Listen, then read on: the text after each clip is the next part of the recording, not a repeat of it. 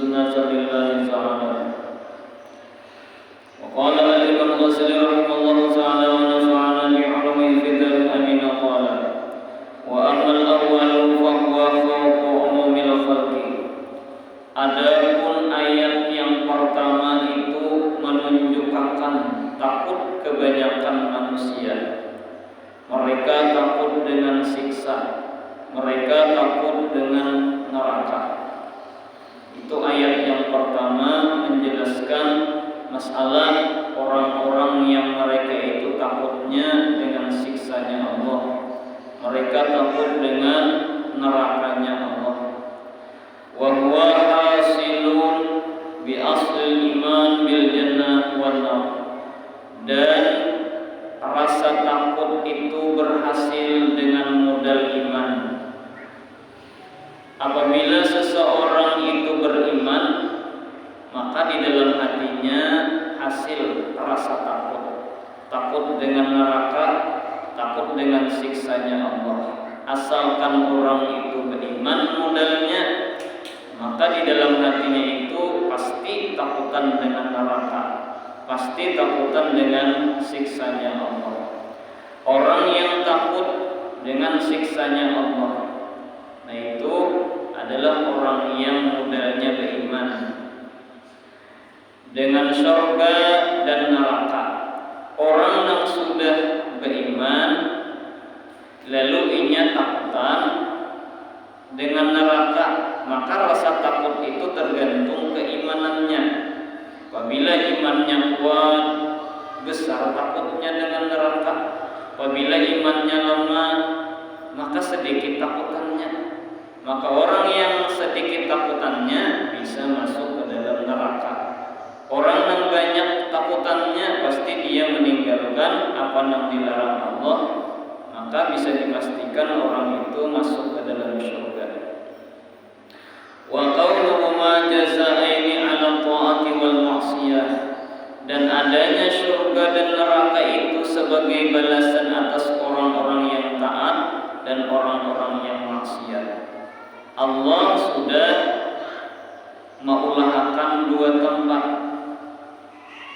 dan dua tempat itu satu kenikmatan, yang kedua siksaan. Ujar Tuhan, apabila taat surga, apabila dia maksiat neraka. Nah itu sudah disediakan oleh Allah. Maka keadaan orang yang takut itu kadang-kadang dia bisa berbuat taat dan kadang-kadang dia bisa berbuat maksiat. Apabila dia berbuat taat, maka surga. Apabila dia berbuat maksiat, apabila kada bertaubat, maka dia masuk ke dalam neraka. Jadi sebagai balasan atas orang-orang yang taat, surga. Balasan atas orang-orang yang maksiat, yaitu neraka. Dan takut itu kadang-kadang kuat dan kadang-kadang lemah. Jadi apabila imannya kuat, maka kuatlah takutnya. Apabila imannya lemah, menjadi lemahlah keimanannya itu. Kenapa orang berbuat dosa? Karena waktu itu keimanannya lemah. Kenapa orang itu pada sembahyang? Pada saat itu imannya lemah. Kenapa jadi orang itu pada puasa? Karena pada saat itu imannya lemah.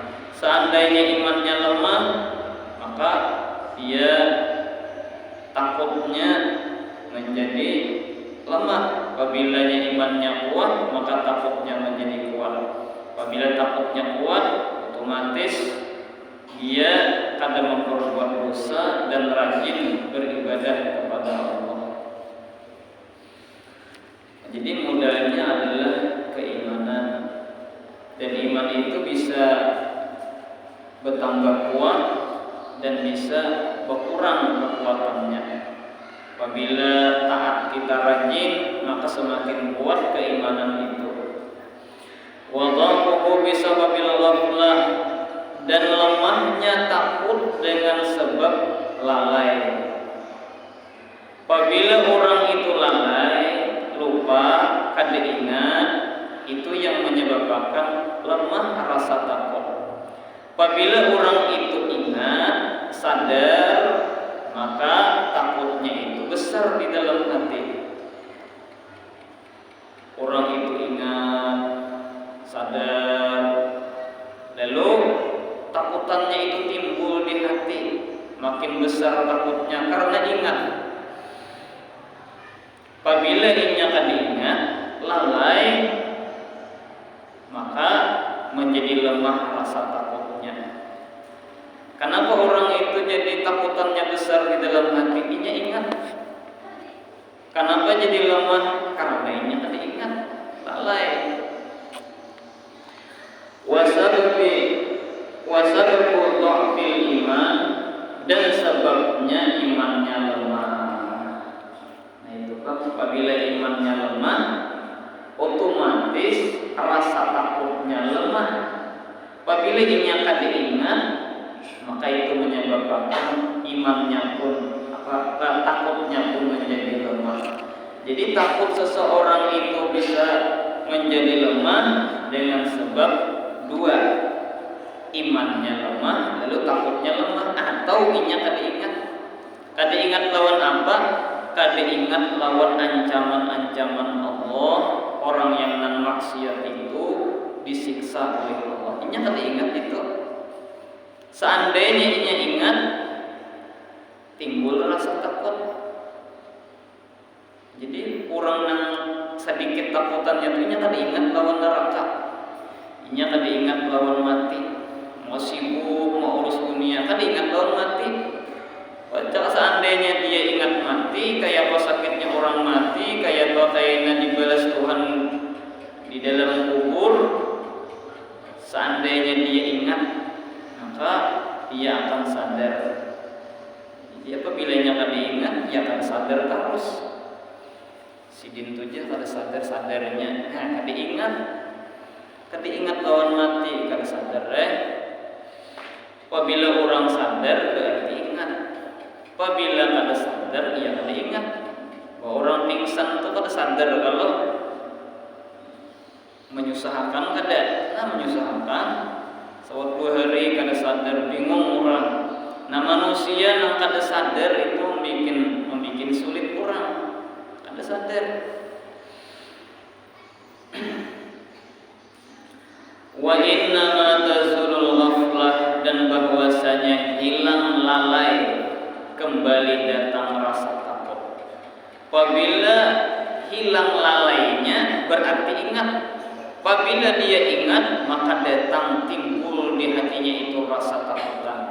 Timbulnya rasa takut itu bitadzkir wal wa'di, dengan mendengar kisah agama dan peringatan ancaman-ancaman. Ini orang asalnya lalai, kada ingat, lalu hilang rasa takut.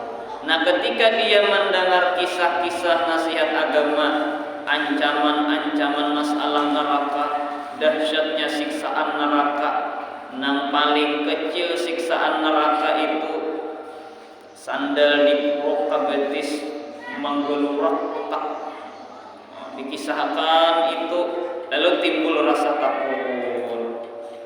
Lalu ingat ingat kisah-kisah nang masalah ancaman-ancaman neraka, timbul rasa takut. Kenapa jadi timbul? Karena diingatakan masalah agama, masalah siksaan neraka. Lalu sadar, mendengar orang bacaan masalah neraka, masalah kiamat, kayak menanti 40 tahun berdiri hanya di padang mahsyar, timbul rasa takut. Lalu kada wani berbuat dosa langsung minta ampun lawan Allah.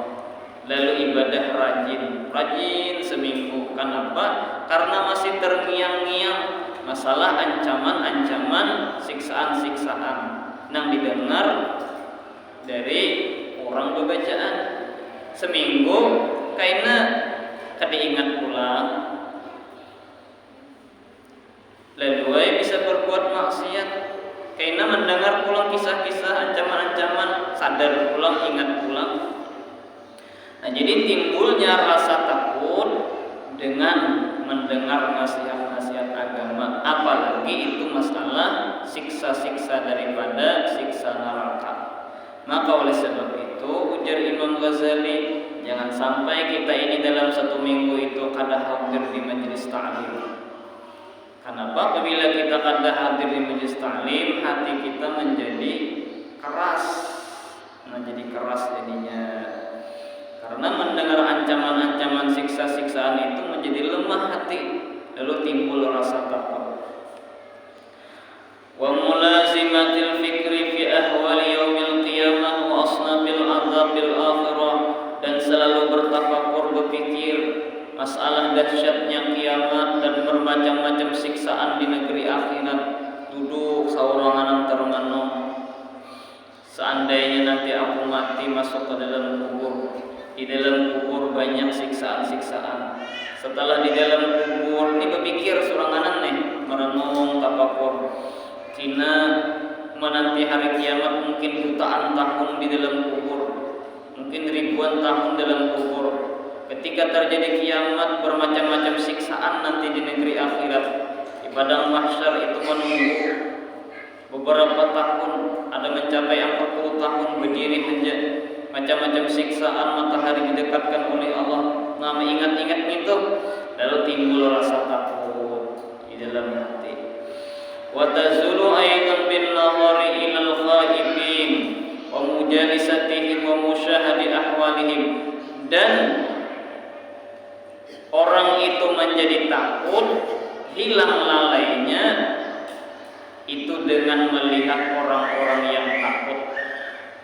Nah, jadi pian misalnya kada ingat, lalu pian duduk melihat tuan guru, tuan guru itu hatinya takut, maka Allah akan timbulkan di dalam hati pian rasa takut.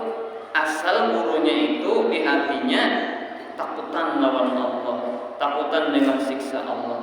Jadi melihat seorang guru, maka itu bisa menyebabkan timbulnya rasa takut.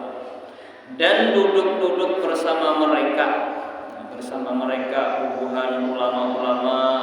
Nah, ulama itu di hati sidin itu ada rasa takut.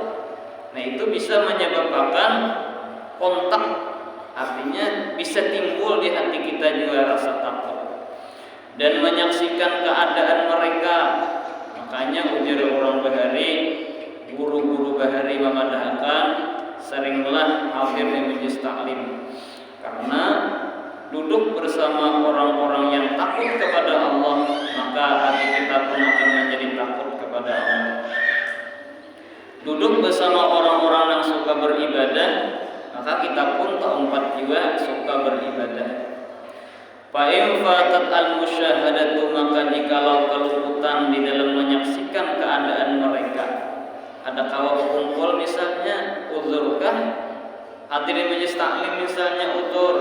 Nah, maka uzurnya kematiankah, begaringankah? Lalu kada kawan tulang. Nah, kada kawan ditinggalkan. Pian hari ini anulah gantian kita nama menjaga mama kering. Ya, ambilnya kalau hutan nama atau hadir di istana. Nah, itu ngarannya uzur, ngarannya itu kada kawa kada menjaga mama gering atau kematian misalnya. Nah, itu uzur. Maka itu kan misalnya kehumaan tuh ada uzur. Nah, jadi kenapa jadi kada hadir di istana? Aku uzur hari ini. Apa uzurnya? Aku kehumaan belingai. Belingai itu kau aja isuk. Nah, jadi uzur nang secara syar'i yaitu uzur nang seperti tadi, nang kada kawa kada orang kering. Apalagi sidin aku nikam aja hendak menunggui sidin katuju. Nang lain sidin kada katuju menunggui kam aja nang katuju. Nah, itu ngarannya uzur ngarannya. Atau mengantar keluarga misalnya hendak pulik. Keluarga hendak pulik hari itu, aku di sini kada kawa kada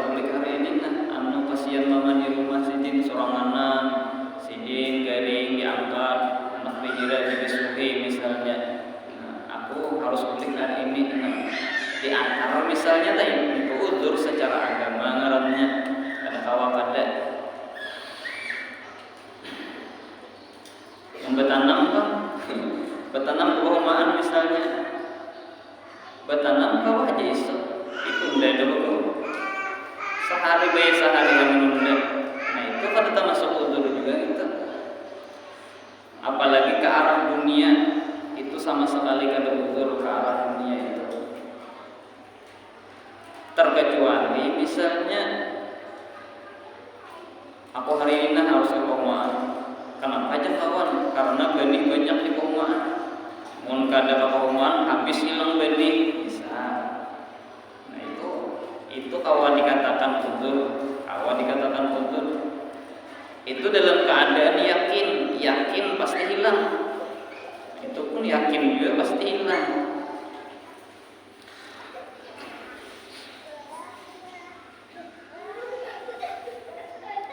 Wa ammasani wa wal a'la. Aku di sini kada kawatullah ke pengajian kenapa menunggui rumah. Kenapa jadi menunggui rumah? Karena duit banyak di rumah. Duit banyak misalnya nunggui rumah. Nang laki itulah misalin misalnya orang dua lagi bini misalnya. Nah jadi harus ada di rumah itu tinggal sikap. Menunggui rumah, menjaga duit, ada duitnya di rumah. Maka ada duitnya apa deh? Paling kincing diambilnya banjir, oleh maling nih. Men anak ada, anak menunggui rumah dulu. Nah misalnya, seumpama kayak itu kan misalnya, duit ada di rumah misalnya, tapi harta banyak aja, tanah banyak, besi. Itulah kan beretan ke majelis taklim. Kata bapak, bagus saja itu, kan dilarang. Akunya hilang, kan jadi masalah. Tapi aku yakinnya maling kan aku mau ambil duit di rumah nih berkat majelis taklim misalnya, bisa keyakinan kayak kuat.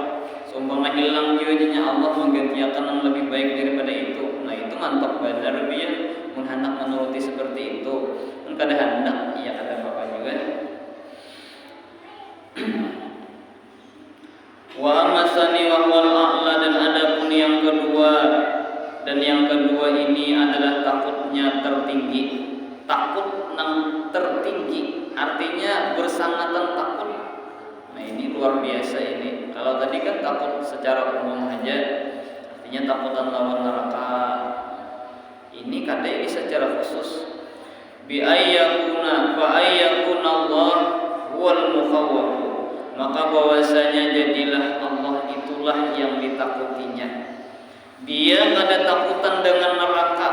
Dia kada takutan dengan siksa-siksaan neraka. Yang dia takutakan adalah orang nang ampun neraka, yaitu Allah. Nah itu luar biasa itu. Apabila sudah takutnya kepada Allah, nah ini pasti orang itu lepas terpelihara daripada dosa. Kenapa? Karena dia selalu merasa diawasi oleh Allah. Dimanapun dia berada, Allah melihatnya. Lalu dia takut kepada Allah. Dimanapun berada, dilihat oleh Allah. Dimanapun berada, dilihat oleh Allah.